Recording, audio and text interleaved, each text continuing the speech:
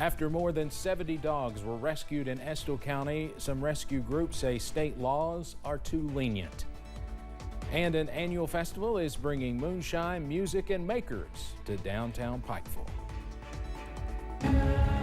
Plus, we are giving you the first alert for rain chances by this weekend. Those details coming up as Mountain News First at 4 continues. Mountain News First at 4 continues. Animal rescue groups say Kentucky's laws dealing with neglect and abuse are too lenient. They say the recent case in Estill County of more than 70 dogs found neglected and in horrible shape is a prime example. One lawmaker wants to see offenders have to pay for the care of neglected animals. WYMT's Phil Pendleton has more on what that proposed law would require. Representative Sherilyn Stevenson has pushed House Bill 71, but it has not passed the legislature. It would allow some of these animal rescue groups to recoup some of the money they spend caring for neglected or abused animals. Pause for the Cause folks say that it's going to cost between $5,000 and $10,000 to care for the 72 dogs seized from an Estill County home this week. Those caring for the Maltipoos say they have numerous medical issues, including parasites, fleas, and some neurological issues. Representative Stevenson filed House Bill 71, but it did not garner enough support to get a hearing in committee.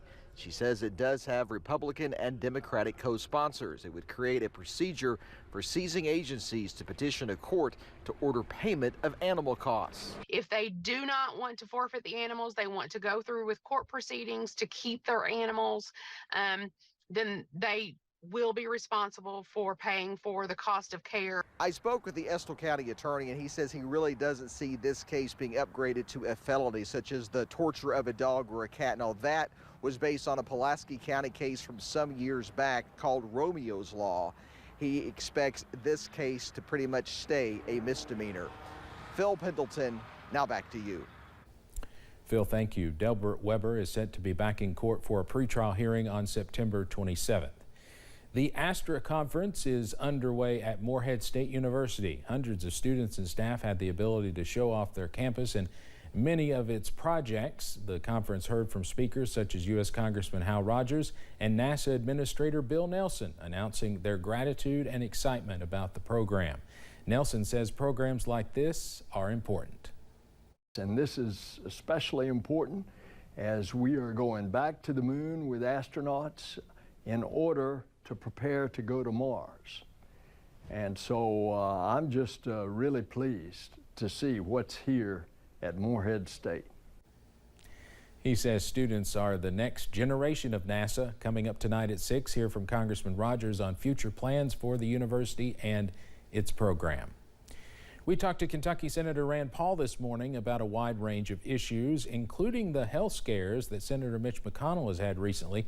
Paul says he believes McConnell suffered from a hemorrhage called a subdural hematoma from his concussion, which he says is common, but as it goes away, about 25% of people who get them deal with seizures. Now they said, well, he was checked for seizures and he doesn't have them. The problem is over 80% of the brainwave tests are normal if you're having short seizures, unless you happen to have a seizure while you're doing the test. And it just doesn't look like dehydration. There also would have to be an explanation. McConnell's doctors have cleared him to continue working without any restrictions. A woman is accused of threatening people outside the Berea Walmart with a shotgun. Police say they were called to that Walmart just before 2 o'clock yesterday afternoon. Witnesses told police the woman said she found a shotgun in the garbage and told a victim that, quote, they were next. Police arrested Stardust Chase. They also found the shotgun in her car. No one was hurt. Chase is facing several charges.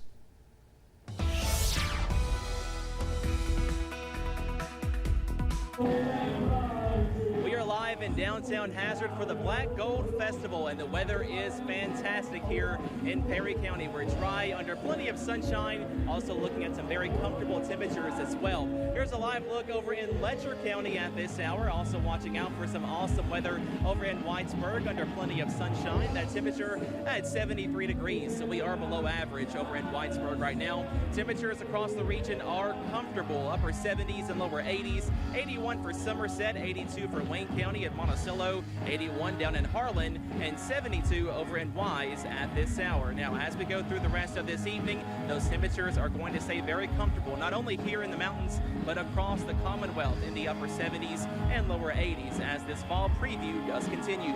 We do fall into the upper 60s this evening and then upper 50s as we wake up and kick off the weekend. So if you have any plans to go out to the Black Gold Festival or any of the festivals for that matter across the mountains, the forecast is fantastic. But Steve, we are watching out for some rain chances by tomorrow. Those details coming up in just a few minutes.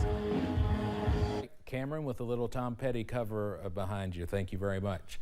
The Moonshine Music and Makers are back on Pikeville's Main Street. The annual festival is bringing alcohol, artists, and artisans downtown for a two-day event highlighting local talents, flavors, and creatives. Those involved say it is a great tool for tourism and telling stories of the region. It's always a pleasure to be here in Pikeville. It's great to see all the different moonshine distilleries, and I think it just brings a lot of the community together, especially just outside of Pikeville. I know there's a lot of people that come from Richmond, Estill, or surrounding counties. So I think it's great for Eastern Kentucky. WYMT's Buddy Forbes will share some more of the sights, sounds, and sips coming up tonight at 11. A Lexington landmark is celebrating a major milestone today. It marks 50 years since the first game was played at Kroger Field.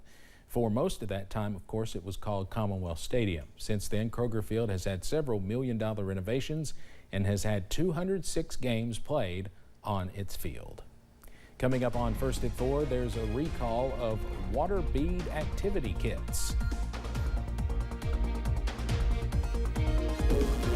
Plus, our fall preview is coming to an end by this weekend. Those details coming up after this break.